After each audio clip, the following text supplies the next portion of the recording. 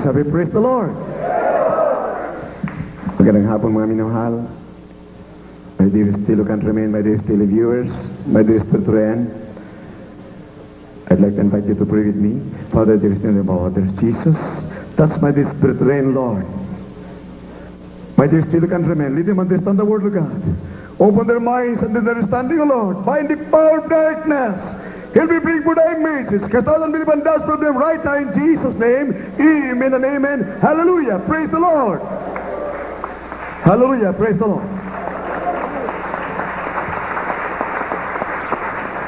Minamahal, maaari magtataka kayo bakit nandito kami, hindi kami nag-alis.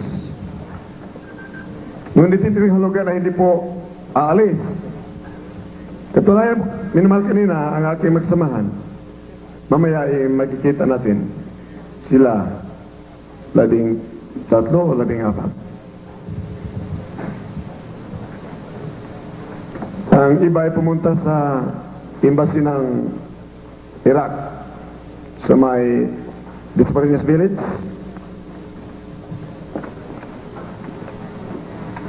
Kumuha ng mga passports minamahal sa foreign embassy natin, sa Foreign Affairs. Nabigay sa amin 3 days ago at 4 days ago. Ngayon minamahal, 4 na bisis na pabalik-balik sa Iraqi Embassy dahil sabi nila ang approval daw doon sa Baghdad.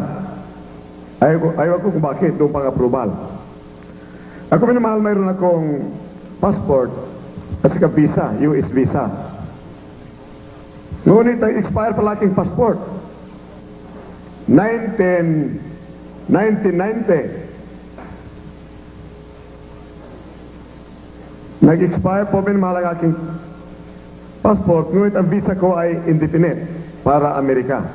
Wala pong pag-expire. Kaya kailangan ako humingi ng passport sa Foreign Affairs at para makahingi ng visa sa Iraqi Embassy. Kasama minamahal ang aking magsamahan na 13, nandito po mga passports nila.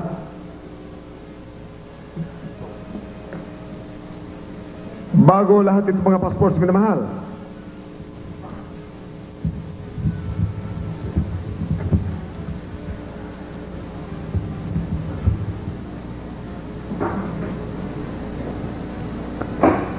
Ito po minamahal. Mga 13 ito ng mga passports. Nakita po ninyo dito minamahal na we are determined even up to the present. Kami naghihintay pa rin na kami makapunta roon, minamahal, dahil ako niniwala itong gira ito ay maaaring magtatagal. At kailangan po isagutin ko ito dahil may nagsasabi narinig daw nila sa ibang mga grupo na may TV at radio program na ako raw ay walang visa at passport. Hindi raw ako binigyan ng visa, kaya hindi ako nakaalis. Rather, hindi ko binigyan ng passport, kaya hindi ko nakaalis para sa Iraq. Sinabi rin ng mga tao na yan na nakarinig, yun ay balita lang, na umatin sa aming Sunday service sa Amoranto, na criminal lang ang hindi bibigyan ng passport at visa. In other words, itong mga salitang ito ay gawa ito ng kalaban ng Diyos upang sisirain yung pananampalataya. Sinabi ni John 8:44, you are liars, you are of your father the devil. Pag nagsinungaling isang tao, ba'y ugnayan sa kaligtasan ng iba, sisirain ang pananampalataya ng iba, nang manugad ay mangangaral upang ang lahat na makarinig at pagkapaniwala ay baligtas sa katagatan ng buhay at pagmana ng buhay na walang hanggang, masisirang pananampalataya nila. Bagay-bagay sila, totoo kaya na walang passport o visa si Ivan Titamina? Bakit wala? Magkaroon ng doubt. Pero hindi totoo. Yun ay kanilang mga kasinungalingan. In other words, Pagkapaniwala ko itong mga taong ito, mayroong TV program at saka radio program, talagang ginagamit ng Diablo ito upang huwag kayo maligtas sa impyerno at huwag kayo magmana ng buhay na walang hanggan. Ito'y tiyak na bagay, minamahal. Sagutin po natin ito. Ako, one time, pumunta na po doon sa Iraq Embassy. Ano yun? Araw, Brother Nards.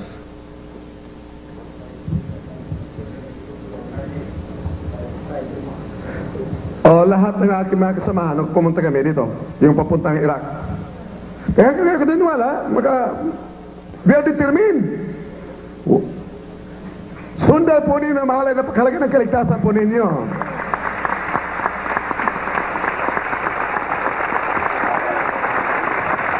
Hanggang ngayon mahal, 6,000 taon o 2,000 taon na. Hindi pa rin matuto tayo anong kalooban ng Diyos. Prayer, iyak-iyak ka. 1,000 taon umiyak ka. Oh, Panginoon, tigilan mong gira sa Iraq. Hindi makikinig ang Diyos sa iyo. Minamahal, hindi makikinig sa atin. Kahit anong gawin natin, hindi.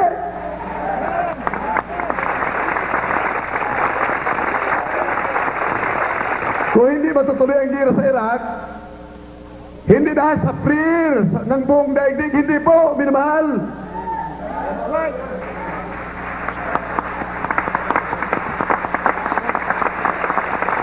Matutuloy, hindi. Hindi magbabago ang decision ng demon possess pagpagira talaga dahil napossess si Saddam ng demonyo. At kung matutuloy yan, nakakabuti po, minamahal kayo, makinig kayo, nakakabuti po sa buong daigdig. Praise the Lord, hallelujah! Pakinggan po din, minamahal. Bakit nakakabuti? Mamaya sa aking basahin mga sitas, mga chapters, sa Biblia, malalaman po ninyo, ano ang perfect will of God na malapit na magunaw ang mundo, malapit na lahat ng mga tao hindi sumusunod sa kalooban ng Diyos, itatapon na sa kadagat-dagat ang apoy o sa lake of fire. Hanggang ngayon, hindi pa natin alam manalangin. Hindi mahal. Ito'y pragdahan, pagkaragap ng kaligtasan ninyo. Mahalaga po ang kaligtasan ng mga tao, minamahal.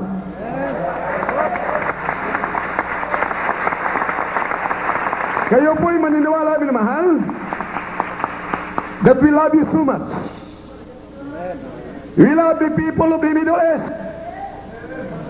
Our dear fellow countrymen, the contract workers in Arabia, Kuwait, and Jordan, or Kuwait and other nations in the Middle East.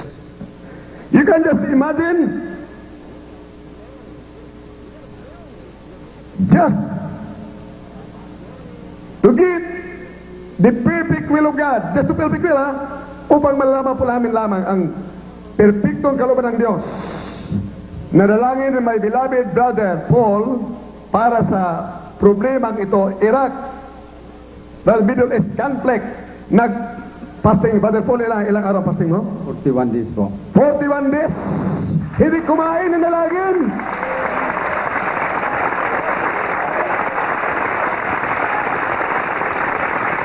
Nag-break pa naman ito just last week.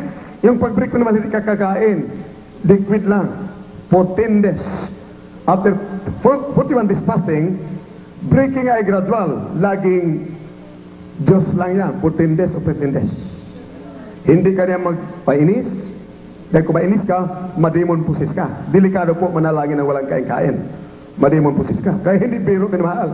Yun ang tinatawag po, prayer by faith, with word, may gawa. O, ilang araw ang fasting mo para sa Middle East conflict, solution ng Middle East conflict, ilang araw ang fasting mo? 56 days. Bago lang po, minamahal, nag-break. Mari mga 10 days ago. Si Brother Parolan, Brother Paul Moreno, Brother Nuts, ilan ang fasting mo? Ito po ay bago lang nag-break, bago lang kumain. Hindi pa ito kumain na kanin to. O, ba't na sila? Mula na nag-declare po kayong tayo po itutungo sa Iraq. Araw-araw halos po walang tubig. Last nagsabi, praise the Lord! Brother Roger Gonsalvo. Ito si Brother Nars de Relay. Brother Roger Gonsalvo, ilan? Para lang. Talagang hindi nakipag-usap, hindi kumain ng kanin.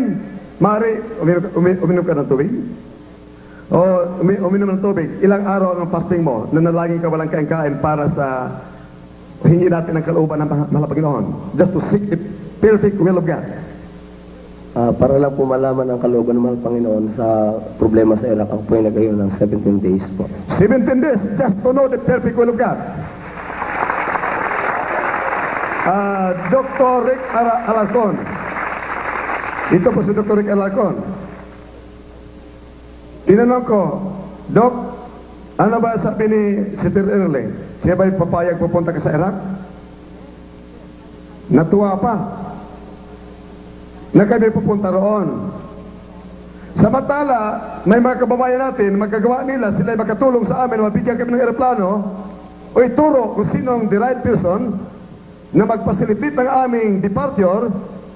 Galit, bakit ako pupunta sa Iraq pa? Samantala, ang mga membro sa congregation ito, thousands, tens of thousands, sila ay puto lahat na kami pupunta sa Iraq dahil may pananampalataya sila tayo magtatagumpay.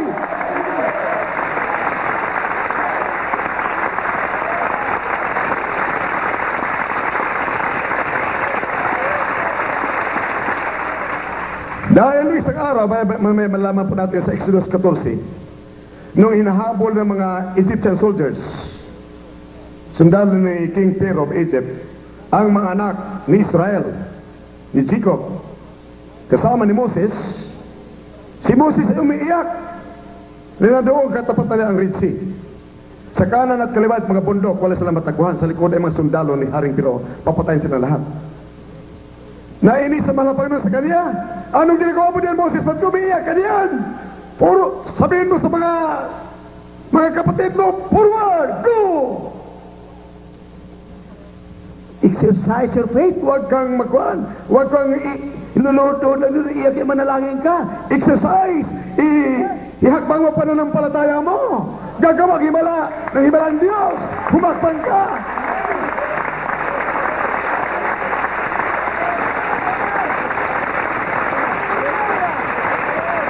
Nasaan ba ang problema dapat lutasin? Nasaan ba ang problema dapat lutasin? Doon sa dagat mismo, doon sa tatawid, o doon mismo sa lugar na linuhuran nila? Iyak-iyak sila. Doon ba sila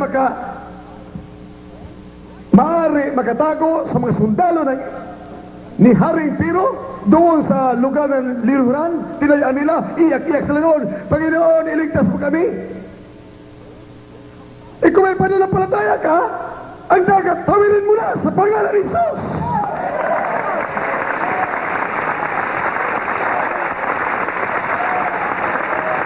Hallelujah! Praise the Lord! Tinuruan tayo naman. Saan ba ang problema? Nasa Bagira, dito sa Pilipinas o sa Iraq? Sa Middle East. Bakit dito tayo iyak-iyak dito? Panginoon, patigilin mo kila. Hindi na patigilin, minamahal. Sa pangalan ni Jesus, hindi.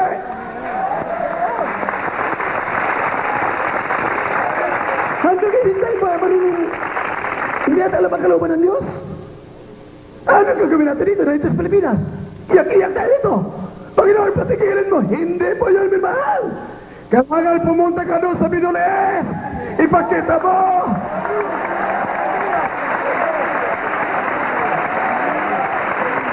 Ito, useless lahat ang ating panalangin sa buong daigdig. Useless lahat ang ating panalangin sa buong daigdig. Sabihin ko sa inyo na mahal. Bakit? Number one, ibig ng Diyos na ikaw ay magkaroon pananampalataya na may gawa. James chapter 2 verse 17. Faith without work is dead. Unang-una, pag ikaw ay may pananampalataya at may gawa, pagpunta mo roon sa Iraq, sabihin mo ang Diyos ay nagsasabi, ligtas kamamakan at pagmamana pa sila ng buhay na bagay.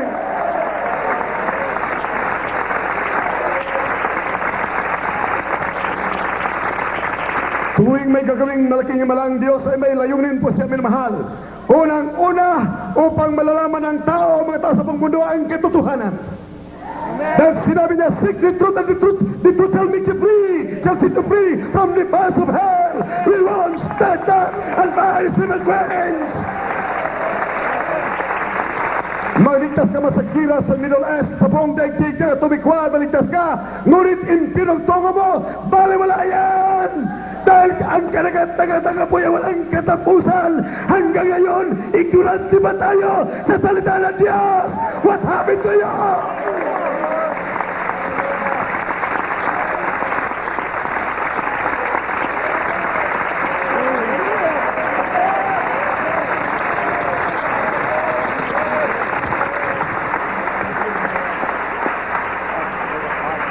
Ang napakahalaga ng kaligtasan spiritual ng mga tao minamahal. Ipahintulot mo lang Panginoon tisin niya, mamatay alang milyon doon sa Middle East. Nang alang-alang sa bilyon ng mga tao, nakaatang kandidato sa kadagat-tagapoy, nag-akala nila ang kaligtasan ay nasa kay Muhammad. Ang kaligtasan ay nasa relihiyon. Dapat alamin ng kaligtasan ay nasa kay Kristo. He must be born again. For unless he was born of water and of the Spirit, he cannot enter into the kingdom of God.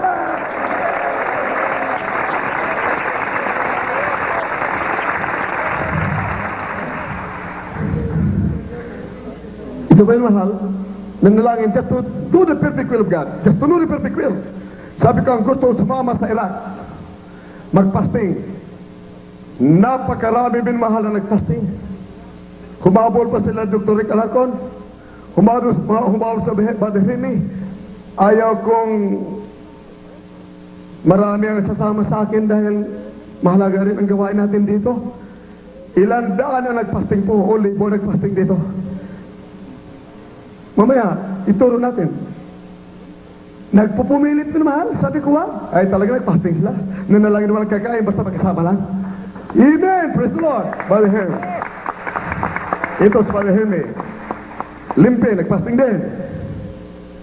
Brother Polo Piña, napakalayo na kanila. Nasa Batangas. Brother Polo, ilang araw ang pasting mo para sa Iraq? Ang tuloy-tuloy ko po 10 days, tapos mula po nung nagasikaso kanyang papers, araw-araw po fasting yun. Kumakain lang po, gabi na lang po. Lagpasabi, praise the Lord. Si Father Nick Villamartin, hindi ko sinabi mo mahal, pag-fasting kayo, sasama kayo. Hindi. Sinabi ko, sino ang gusto sumama? Mababang fasting ay 15 days. 15 araw pinagmababa kung ibig sumama sa Iraq. Father Nick, ilang araw? Ang akin pong pag-ayunan para po sa mga kababayan natin at kaliligtas po ng mga kaluluwa pa ay 15 araw po. Hanggang sa ngayon po, ayuno pa po ako. Praise the Lord. Minamahal,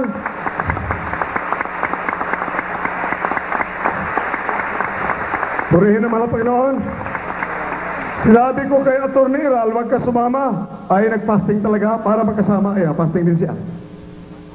Noong una pa po kasing in-announce niyo nung makaraang buwan na pupunta tayo sa Iraq, ako po ay nag-fasting na 14 days absolute po. Pagkatapos nitong mga huling mga linggo, every other day po absolute. Let me sabi, praise the Lord. Absolute minamahal ay walang tubig, walang kain, walang kanin. Yun po ang fasting. Pray without food and water. Absolute po yun. Our beloved Brother Romy Salcido, mahaba pang fasting po niya. For this trouble. Para po ang amin pong number one mahalaga sa amin ang kaligtasan ng tao sa kadagat-dagatang apoy. Minamahal. Sekundary na yung kaligtasan sa physical, minamahal. Brother Rom, ilang araw ang fasting mo? 40 days po, from October 24 to December 2. Imagine mo na, praise the Lord! Ito sila, may mga pamilya ito. Huminto sa trabaho para lang mag-fasting alang-alang sa kaligtasan ng mga tao sa impyerno at magmana ng buhay na walang hanggan. Our beloved Rick Bickman from Florida, USA. Kumikita at US Navy, kumikita lang $1,000 ito buwan-buwan sa business, libo-libo araw-araw sa Amerika. Ngunit nagfasting, nag-converte po siya rito sa Jesus Miracle Crusade Ministry. Siya po nagbabasa ng ating sa Biblia. Siya po nagfasting din. Nagtaka po ang konsul ng Iraqi Embassy. Imagine, Amerikano, pupunta doon sa Iraq, sa Baghdad. Talagang ibig maniwala na ng konsul ng Iraq na ang Jesus Miracle Ministry ay nasa katotohanan. Hallelujah! 3 times na po sila nag-ibanghilyo. O mga 2 times na sila nag-ibanghilyo sa konsul ng Iraq. My beloved brother, how many days did he fast? 22 days in November. Just for this Middle East conflict. Just for the Middle East conflict. Praise the Lord. God bless you. Hallelujah.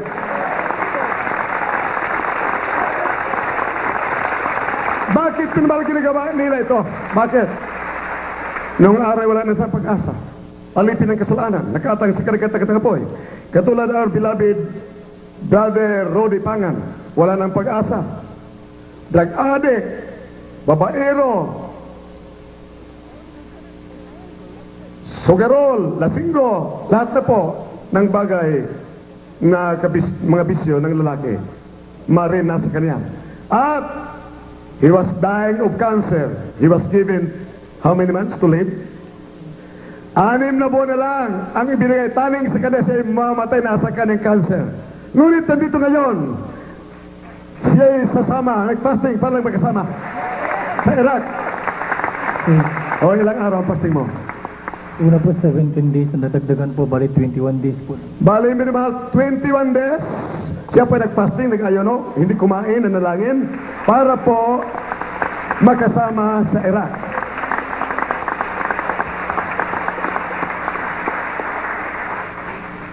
O, kunin niyo yung mga passports ninyo.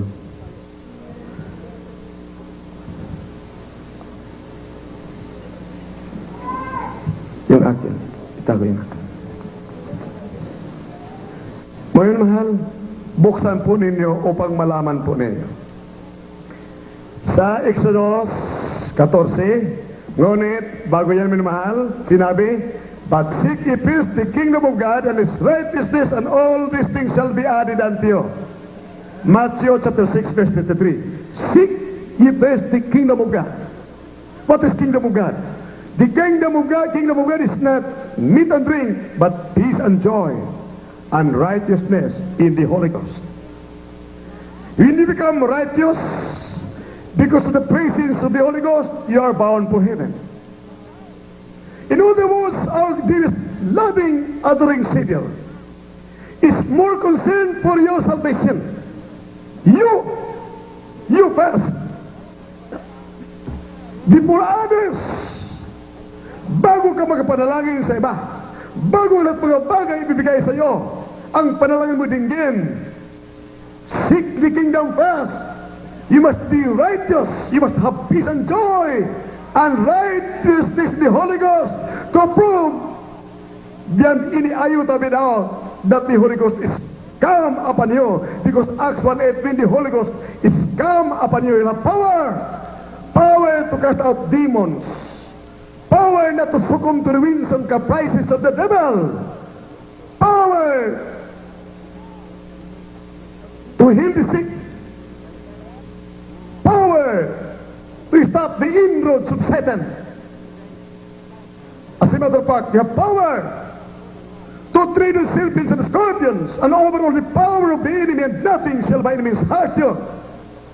Because the Lord has said, or says, I have not given you the spirit of fear, but the power and of love and a sound mind. If you are bound for heaven, you have Jesus in you. You have power. You're not afraid. You can go wherever you want because Jesus will be with you. God will be with you. You have power. Imagine, You can treat the serpents as scorpions and overall the power of the enemy and nothing shall by enemies hurt you. Eh, sino makatakot sa'yo pag mayroon kang kapangyarihan? Mayroon kang Holy Ghost. Ang Diyos ay naghari sa puso mo. You can go to Iraq and stop the war there. O bakit mo mahal? Humingi ako ng message sa mahal na Panginoon. Pagkatapos ko minamahal pumunta sa mga maaari maka-influence, makakumbinsi. Saan mga minamahal? Dahil kami ay nagtelegrama, nag-fax. Brother Bernard, alam yan. Mga 10 ang aming fax. Sa Middle East, kay King Pad, mahigit po 2,000 isang telegrama. Tingnan natin. Isa lang ha. 10 minamahal. Nagtelegrama kami kay boss.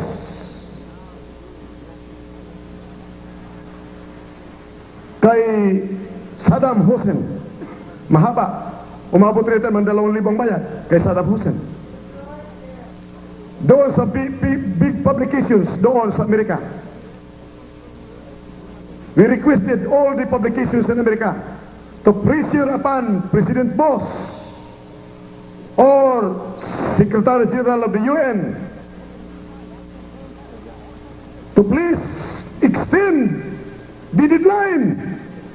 Give us 2 weeks because we are expediting all the necessary papers to be able to go to the Middle East. Then nahirapan kami ng masasakyan din papunta roon.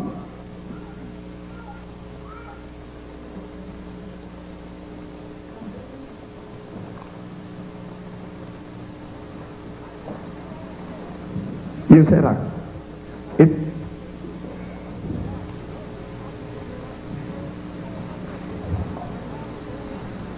Minamahal, babasa sa dyaryo sa ang kompletong telegram namin kay Saddam. Ito mahaba, minamahal. Magkano ba, De Bernard? Ang bayad ito kay Saddam. Tsaka kay boss, President Boss. Ang isang telegrama minamahal, umabot ng 2,000 plus. Isang telegrama lang. Mga more or less 10 ang telegrama po namin. Passports. Kaya more or less ang aming gastos minamahal. Pag-expedite, mga more or less 30,000 na. Ano layunin? Upang makita ng mga tao doon sa Middle East ang kapangyarihan ng Diyos. Nang paniniwala nila ay mali, nang dapat pagkatulong sa aming pagpunta roon minamahal, galit pa ang iba. Ayaw nila kahit ipaabot ang aming sulat sa our beloved President.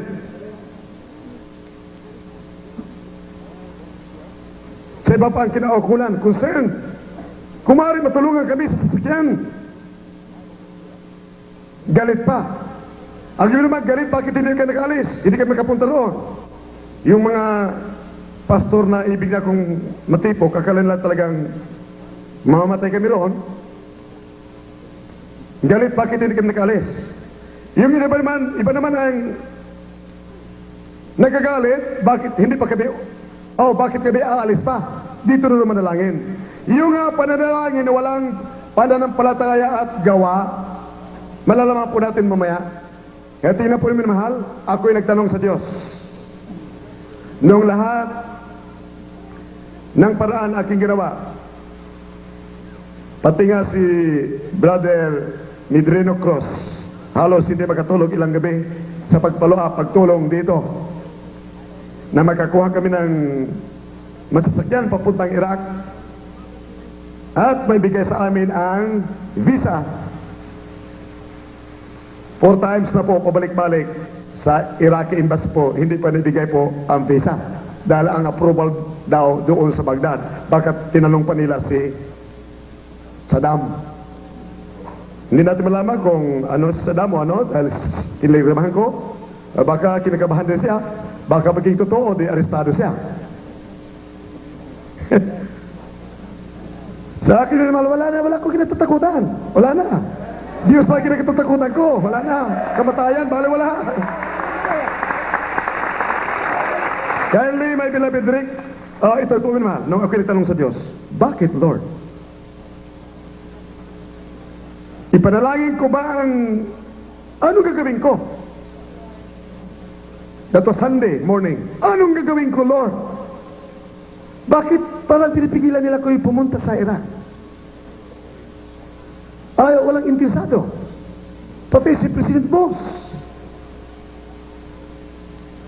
Si Quilar, bakit? Sa diary nababasa ko, minamahal. Pati mga newspaper men, may iba mabait, talagang interesado. Ibang mga reporters, mga TVs, kung saan-saan. Dito na lang raw, bakit pa pupunta roon?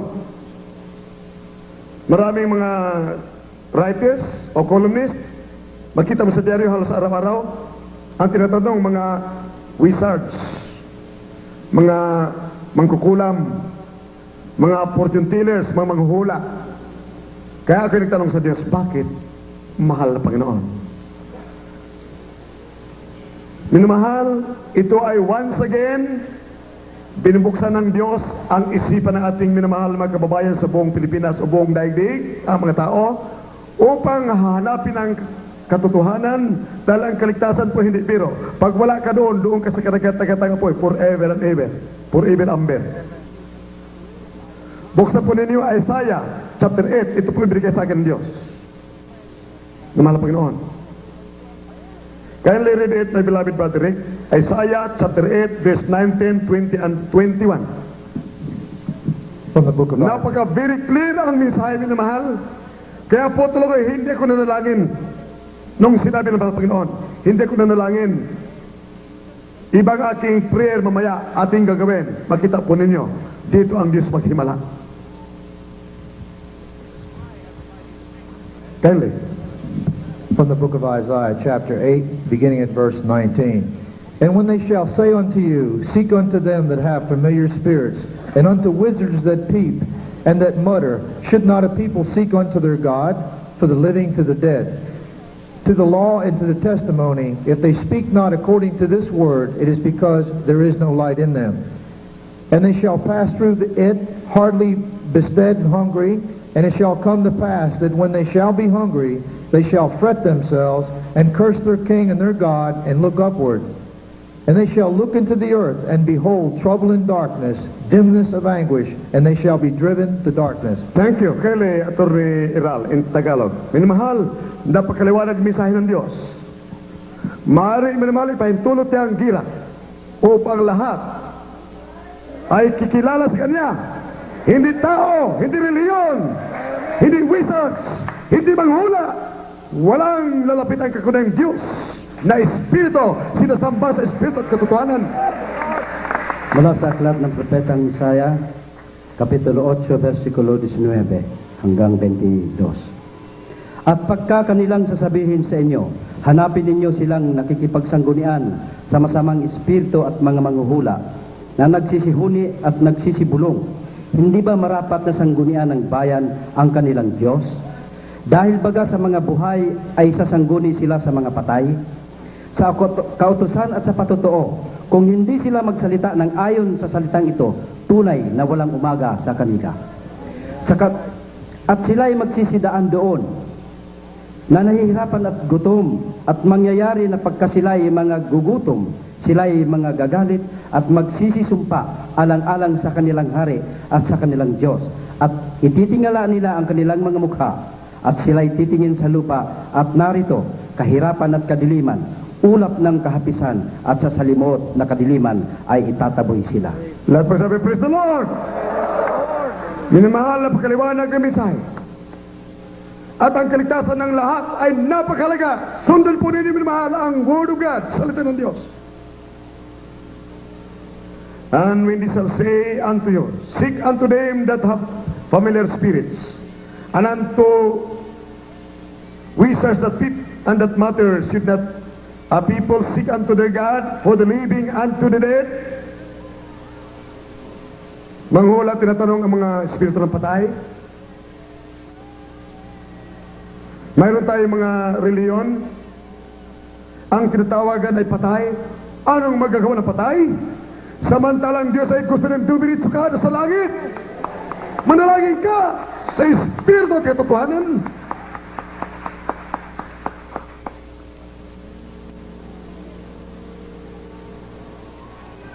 Should not the people seek unto their God for the living and to the dead? Verse 20. To the law and to the testimony, if they speak not according to this word, it is because there is no light in them. Spiritual law. Pag nasunod mo ang Espiritu ng Diyos, ang mga patotoo, siya'y magmanifest, magpapahayag siya sa iyo. Kahit ganong problema, kahit ikaw ordinary Christian, indwelled by the Spirit of God, dahil sinabi niya, in the day of trouble, call unto me, I will answer thee, and shew thee great and mighty things that thou knowest not. Tawagan mo lang siya. May pananampalataya at may gawa. Ikaw ba tawag sa patay o sa Diyos?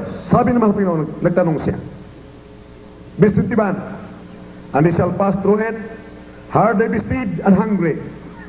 Pag ang problema hindi nalutas, pag natuloy ang gira sa Iraq, sabi niya, it shall come to pass that when they shall be hungry, they shall fret themselves and curse their king and their God, and look forward upward, and they shall look unto the earth, and behold, trouble and darkness, dimness of anguish, and they shall be driven to darkness.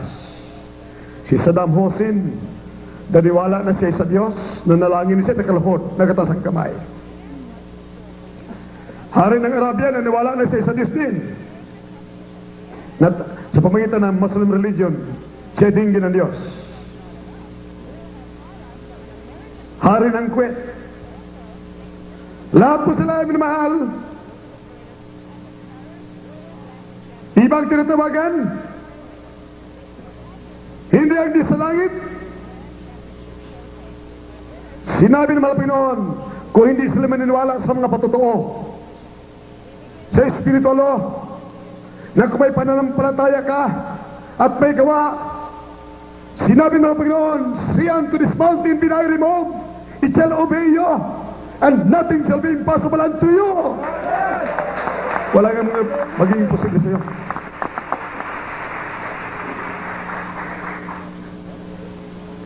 Kung hindi sila maniniwala dito, sinabi ng mga Panginoon, dahil hindi sila sa liwanag, madilim ang kinabukasan, their future will be dark. If there is chaos, catastrophe throughout the world, there will be great famine. Sila ititingala sa langit at mumurahan nila ang mga linis ng buong daigdig. Ang mga hari, mumurahin nila dahil nagugutom na ang mga tao. Mumurahin nila ang Diyos dahil akala nila ang mga leader nila ay nagtuturo ng katotohanan. Kaya nga, minamahal, ito po ang aking tinanong. Mahal pa na ako'y manalangin.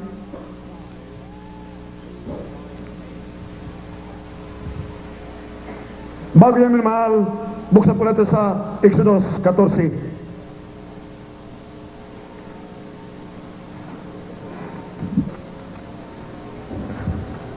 Verse 15, Attorney Ral. And the Lord said unto Moses, wherefore criest thou unto me, speak unto the children of Israel, and that they go forward. But lift up thou up thy rod, and stretch out thine hand over the sea, and divide it. And the children of Israel shall go on dry land, dry ground through the midst of the sea. Kindly, Attorney Ral. Mula sa Aklat ni Moses, sa mga Exodo, Kapitulo 14, versikulo 15. At sinabi ng Panginoon kay Moises, bakit humihibik ka sa akin? Salitain mo sa mga anak ni Israel na sila'y magpatuloy na yumaon. Tuloy, at itaas mo ang iyong tungkod, at iunat mo ang iyong kamay sa ibabaw ng dagat, at hawiin mo, at ang mga anak ni Israel ay dadaan sa gitna ng dagat sa ibabaw ng lupang tuyo.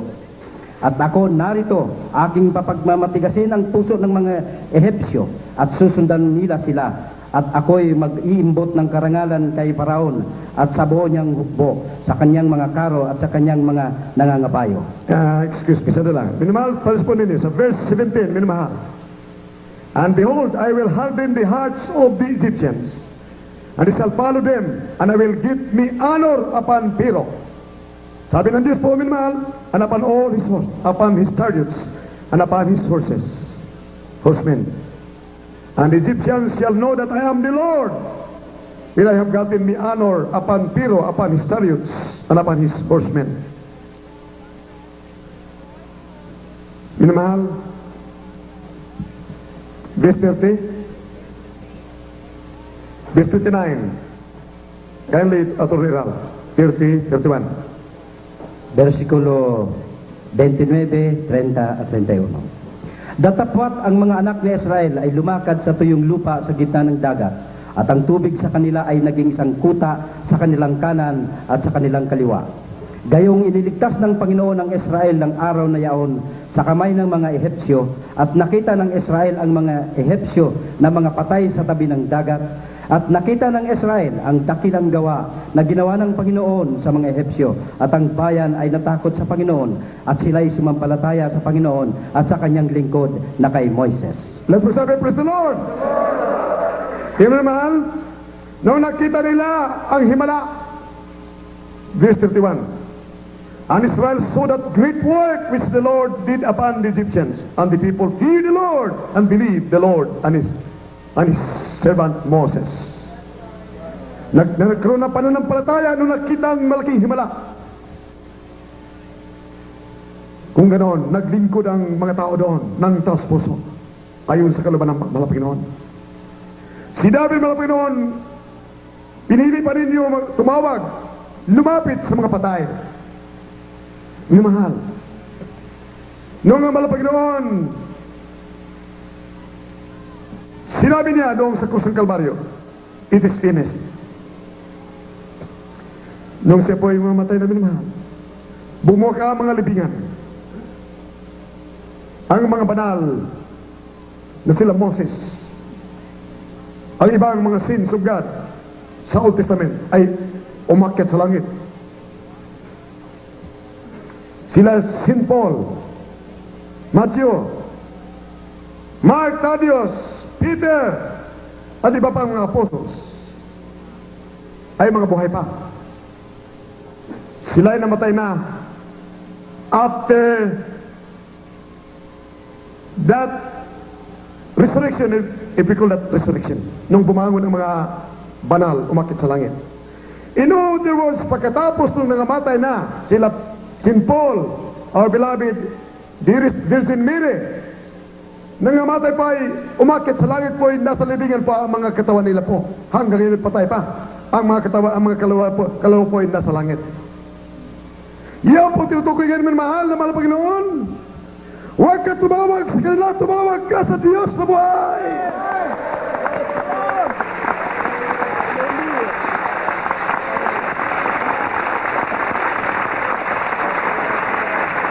At kung magkaroon ka ng pananampalataya, pag nagkaroon ka ng pananampalataya, katulad po namin, hindi ko matatakot mag-volunteer. Pupunta ka sa Pinolas.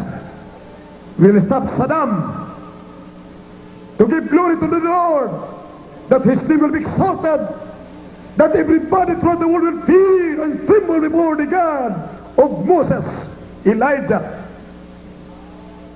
and Elisha.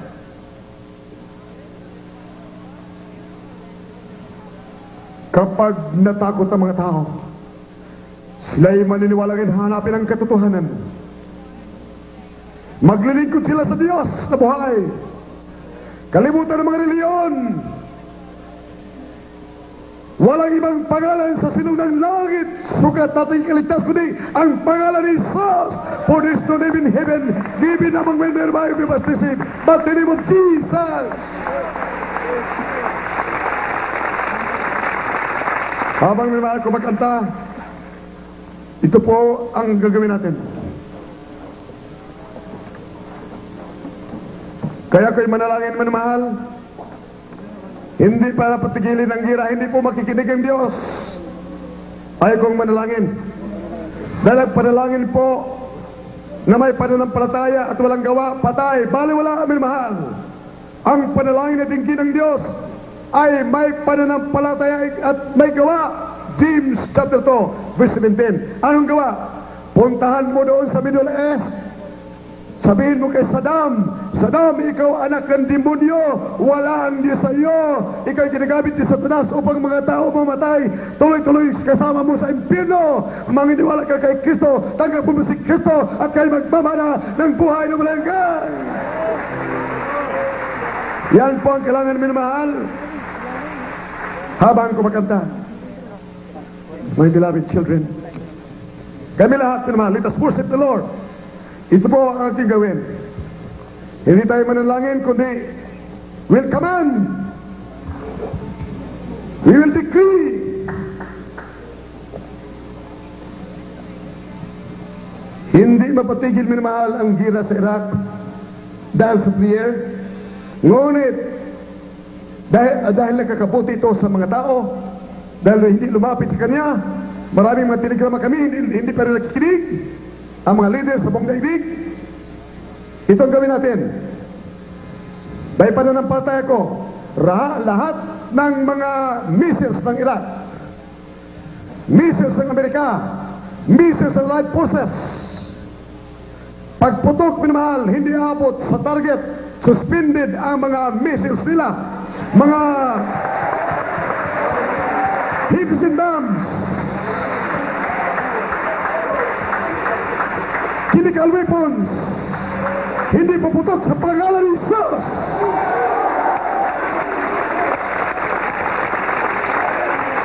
Habang kayo lahat minamahal sa mga televisions, sa inyong mga bahay, sumunod kayo pag-worship, will yourself, like Elijah, Elisha, sila ay nagpuri mo na, siya ay kumanta sa Diyos, bago siya, umuwi na pa po sa Pinoon. Let us worship the Lord.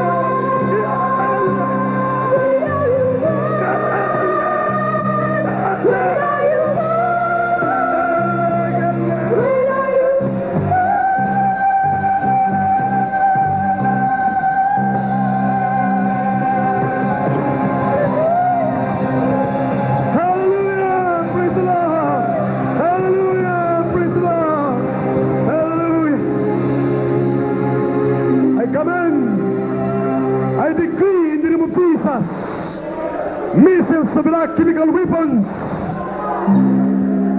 of the Allied forces in America, all the weapons, hydrogen bombs, atomic bombs, chemical weapons of Iraq, and the Allied forces, all the nuclear weapons, they will be suspended in the air if they are fired. I command in Jesus' name, in Jesus' name, I command in Jesus' name, hallelujah, be present in Jesus' name, be present in Jesus' name.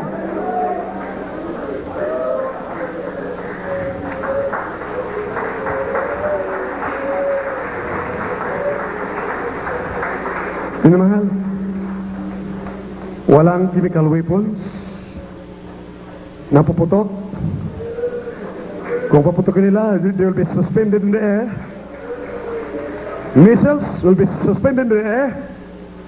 Ngunit ang conventional war, hindi ko pinapadalangin na matigil. Wala pong prayer makapatigil na walang pananampalataya at gawa. Matigil lamang ang ginanyang kung tayo pupunta roon. Kami papayagan ninyo pumunta roon. Tulagan ninyo.